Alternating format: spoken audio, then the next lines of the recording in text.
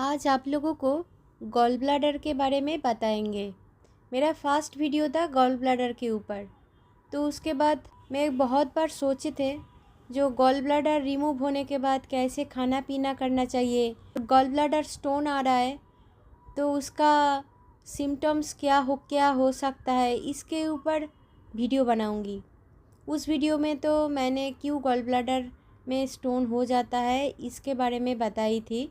अभी मैं खाने पीने से कैसे गॉल ब्लैडर को अच्छे रखे इसके ऊपर एनालिसिस करेंगे।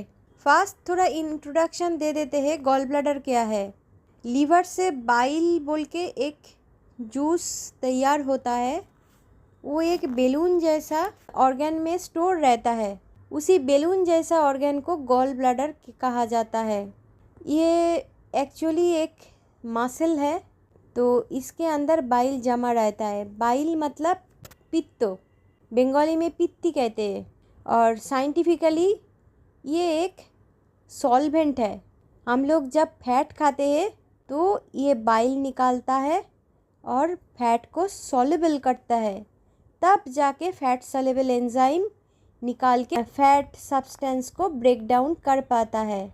तो बाइल का काम है साबुन जैसे। हम लोग हाथ धोते हैं तो डार्ट होता है, वो साबुन से डिज़ोल्व होके हाथ से निकाल जाता है।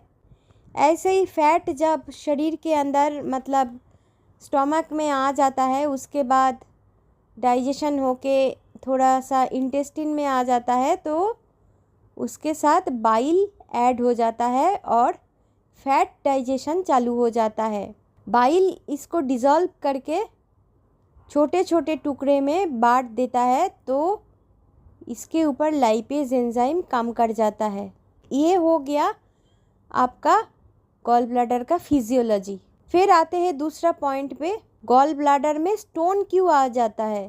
पहले ही मैं बता चुकी हूँ, गॉल ब्लैडर एक मसल है, तो जब फैट जीआई ट्रैक्ट में आता है तब जाके गॉल ब्लैडर एक्टिवेट होता है। कॉन्ट्रैक्शन होता है ताकि बाइल गॉल ब्लैडर डक्ट से निकाल के लीवर के ज़रिए इंटेस्टिन तक पहुंच जाए। मगर जब फैट आता ही नहीं है खाने में, जीआई ट्रैक्ट में फैट आता ही नहीं है, तो गॉल ब्लैडर का काम भी नहीं रहता है। बाइल एक स्टिकी सब्सटेंस है, जैसे कि आपने देखे हैं ग्लू बहुत दिन से यूज़ नहीं हुआ तो कंटेनर के अंदर वो जम जाता है, ठीक हो जाता है। तो ऐसे ही आप डाइट में फ़ैट नहीं खाओगे तो गॉल ब्लैडर से बाइल निकालता नहीं है। बहुत दिन से यूज़ नहीं होने से वो थिक बन जाता है, उसका कंसंट्रेशन हाई हो जाता है, फिर धीरे धीरे डिपॉजिट हो जाने लग जाता है। आपने देखे ग्लू कैसे चीनी जैसा क्रिस्टल बन जाता है, तब उसका और कोई काम पे नहीं आता है ग्लू। तो ऐसे ही वो ठीक होके क्रिस्टल बना के फिर जाके स्टोन फॉर्मेशन हो जाता है। इधर point to be noted, gall bladder के अंदर जो बाइल जमा रहता है वो बाइल कोलेस्टेरॉल से बनता है।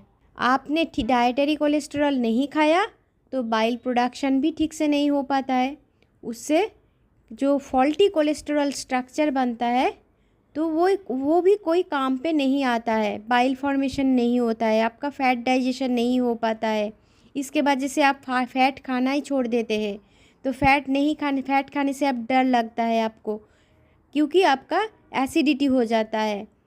फिर बाइल यूज़ नहीं हो पाता है, वो स्टिकी बन जाता है, उससे गॉल ब्लैडर स्टोन्स आ जाता है। और स्टोन्स का साइज़ के ऊपर डिपेंड करके आपका लेप्रोस्कोपी गॉल ब्लैडर निकाला जाता है। तो गॉल ब्लैडर को आप इजीली बचा सकते हैं। आपका डाइजेशन सिस्टम को इम्प्रूव करना पड़ेगा ताकि आप फैट खाएं और फैट को डाइजेस्ट कर पाए। आप डाइटरी फैट खाओगे तो आपका गॉल ब्लैडर कभी भी ख़राब नहीं हो पाएगा। गॉल ब्लैडर ऑपरेशन के बाद भी डाइजेशन का बहुत सारे दिक्कत रहता है, जो आप इजीली ओवरकम कर सकते हैं। डाइटरी फैट मतलब एनिमल फैट, जैसे कि घी, butter, mutton, fish, oily fish, eggs, ये सब खाना ज़रूरी है।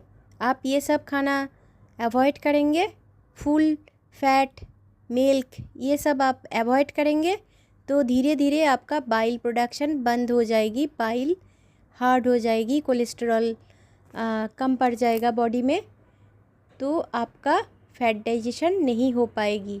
गॉल ब्लैडर स्टोन फॉर्मेशन के बहुत दिन पहले से ही सिम्टम्स देते हैं, जैसे कि आपका वॉमिटिंग का टेंडेंसी, नौसिया, इंडाइजेशन, और सबसे बड़ा सिम्टम्स है राइट साइड में आपका कुछ भी पेन कर सकता है, जैसे कि कोई भी limbs, right leg, otherwise right hand, उसमें नंबनेस आ सकता है, थोड़ा स्टिफनेस आ सकता है, राइट नेक में, शोल्डर में पेन हो सकता है, क्योंकि गॉल ब्लैडर के साथ एक नर्व जुड़ा हुआ है, वेगस नर्व, वो सारे राइट साइड में फैला हुआ रहता है। तो गॉल ब्लैडर का स्टिफनेस आ जाता है, गॉल ब्लैडर का प्रॉब्लम आ जाता है, तो राइट साइड का स्टिफनेस, राइट साइड में पेन्स वगैरह, राइट एब्डोमेन में पेन ऐसे आ जाता है। तो ये सिम्टम्स आपको पता हो तो आप गॉल ब्लैडर के बारे में थोड़ा अवेयर हो सकते हैं, है ना। ऐसे गॉल ब्लैडर लेके बहुत सारे टिप्स अभी भी बाकी है। मेरे कंटेंट से आपको हेल्प हो रहा है तो प्लीज़ सब्सक्राइब कीजिए, शेयर कीजिए, ताकि जानकारी फैल जाए। सुनते रहिए गॉल ब्लैडर के बारे में।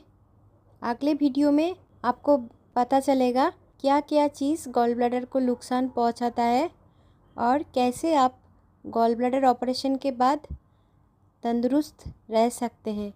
Thank you.